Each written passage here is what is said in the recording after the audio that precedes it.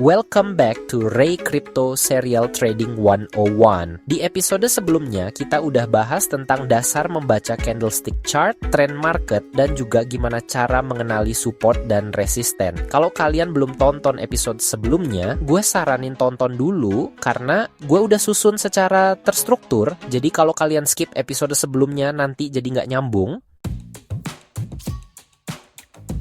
Di episode kali ini, gue akan bahas sedikit lebih dalam dan teknis, yaitu gue bakal jelasin apa itu indikator dan jelasin cara pakai beberapa indikator yang paling sering dipakai sama para trader. Jadi indikator itu simpelnya kayak alat bantu dalam analisis teknikal yang dipakai trader untuk membaca arah pergerakan harga, apakah harga akan naik, turun, atau bergerak datar. Indikator itu dihasilkan dari data harga dan volume yang sudah terjadi, alias ngambil dari data candlestick sebelumnya. Oh iya, sebelum lanjutin penjelasannya, gue mau kasih tahu satu aplikasi yang setiap trader pasti pakai. Kenalin aplikasi TradingView.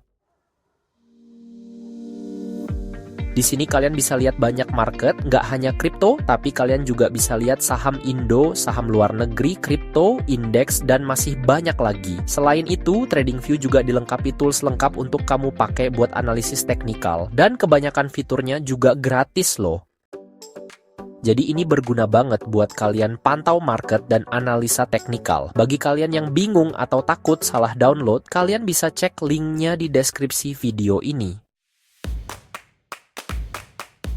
Oke, sekarang kita bahas indikator paling terkenal yang hampir semua trader pasti pakai. Namanya MA alias Moving Average. Simpelnya, Moving Average tuh indikator berbentuk garis yang nunjukin rata-rata pergerakan harga selama periode tertentu yang bisa ditentukan sesuai kebutuhan trader. Indikator MA biasanya dipakai buat bantu kita ngelihat tren apakah sedang naik, turun, atau konsolidasi. MA alias Moving Average sendiri punya beberapa jenis, tapi dari jenis-jenis yang ada, aku bakal jelasin dua jenis yang paling banyak dipakai. Yang pertama tuh ada yang namanya SMA atau Simple Moving Average, lalu satu lagi ada EMA atau Exponential Moving Average. Apa bedanya dan gimana cara pakainya? Yuk fokus ya guys biar bisa nangkep. Oke, sekarang kita bahas yang pertama dulu, yaitu SMA alias Simple Moving Average. Nah, cara kerja SMA ini sebenarnya ya sesuai dengan namanya, yaitu jumlahin harga penutupan candle lalu dirata-ratain. Dan SMA ini bisa disetting periodenya sesuai kebutuhan. Misalnya kalau kita setting periodenya 5, maka hitungan di belakang layarnya tuh kayak candle 1 ditambah candle 2 ditambah candle 3 ditambah candle 4 ditambah candle 5 terus dibagi 5 deh. Biasanya SMA ini dipakai buat ngelihat tren besar alias jangka panjang. Biar lebih paham yuk perhatiin contoh ini. Jadi kalau kalian mau pakai indikator SMA, caranya gini nih. Gue tunjukin di aplikasi TradingView ya. Misalnya gue pilih chart Bitcoin USD. Terus cara nambahin indikatornya tuh kalian klik sebelah sini. Terus kalian tinggal search SMA, nanti akan muncul paling atas lalu pilih.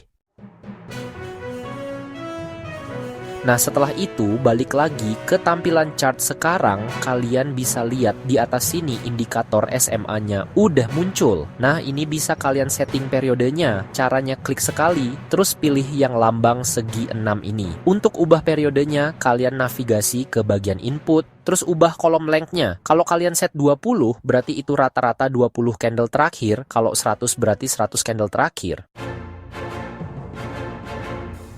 Terus pertanyaannya sekarang gimana cara baca SMA-nya? Gampang aja, kalian tinggal lihat garis SMA-nya. Kalau miring ngarah ke atas, itu artinya tren lagi bullish alias naik. Kalau miring ke bawah, ya artinya lagi bearish alias turun. Sedangkan kalau relatif lurus nggak naik nggak turun, artinya lagi konsolidasi. Biasanya kalau yang udah lebih jago, indikator SMA ini sering dipakai beberapa periode berbeda sekaligus secara bersamaan. Misalnya ada SMA 20 dan 100 sekaligus. Tapi biar kalian nggak kebingungan, di episode ini kita bahas yang satu aja dulu. Tapi nggak jaminan 100% juga ya. Kalian harus padukan dengan indikator lain dan juga manajemen risiko yang baik untuk dapetin potensi cuan yang maksimal. Tenang, di episode Trading 101 kedepannya akan gue ngebahas juga semuanya. Jadi kalian bener-bener cuma perlu nonton dari awal sampai akhir, fix kalian udah jago trading. Itulah cara pakai SMA. Sekarang kita lihat yang kedua, yaitu EMA alias Exponential Moving Average. Apa bedanya dengan SMA? Perbedaan keduanya sebenarnya terletak di rumusnya, di mana kalau di Simple Moving Average kayak hitung rata-rata biasa, di mana bobot setiap candle itu dibagi rata pada akhirnya. Kalau di Exponential Moving Average itu pas ngitungnya bobotnya nggak merata.